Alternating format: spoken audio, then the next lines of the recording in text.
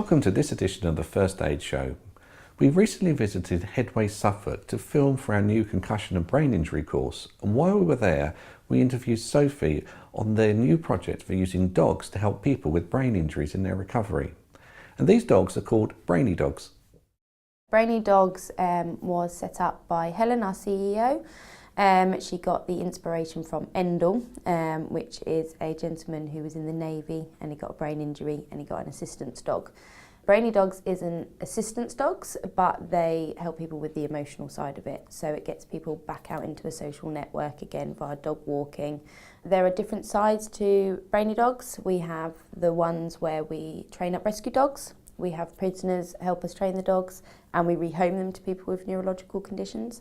We also help people who are struggling with their own dogs. It might be someone that had a dog pre-condition and suddenly they can't do what they used to be able to do, or it might just be someone that's got a dog and is actually finding it quite hard. So what we do is we don't want those dogs to be rehomed, so we step in and we just help them.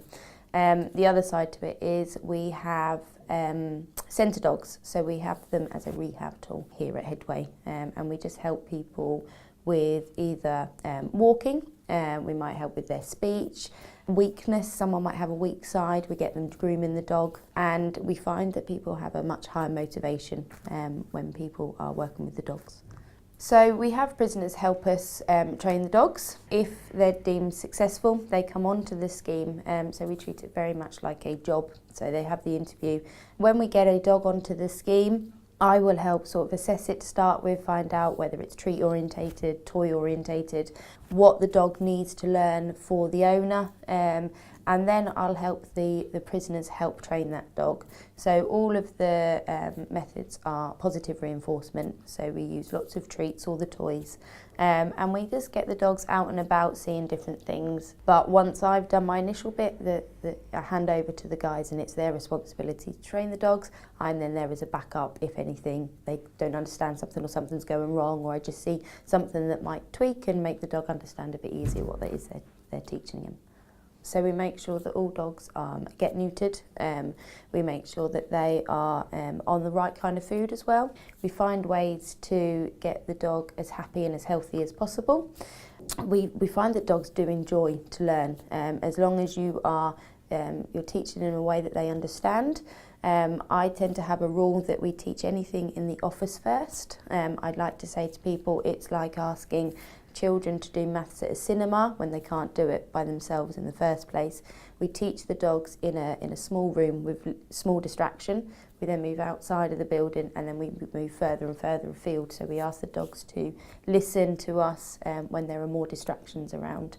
One of the main things that people suffer with when they have a neurological condition, I find, is confidence. People aren't very, very confident. They feel that they're different to everybody else, everybody's looking at them, and you'll find people not want to walk down the street because of this.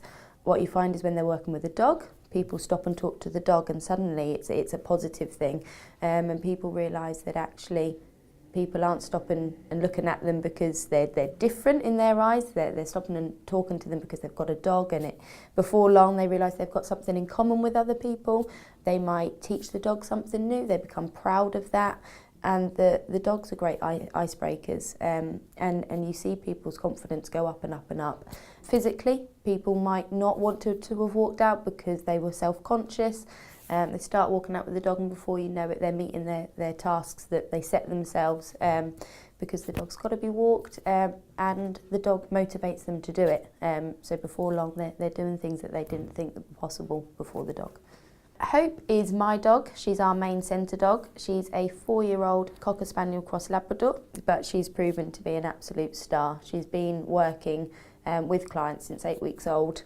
At about 12 weeks old, I had a client who was very upset. I put her on her lap and she sat with her for 20 minutes, which is unheard of with a puppy. But she loves her work. She gets into work mode. It might have something to do with all the treats she gets, but she loves it. She gets to play games all day long and gets food. And the clients like it because it's motivation. We often see people saying that they don't think that they could get the dog to do anything, and they realise that just about movement of their hand, They are just as capable of doing it as everybody else in the room. And she doesn't judge. She doesn't judge anybody. You know, she'll work for someone in a wheelchair, she'll work for someone that can't talk, absolutely anybody. They're non-judgmental.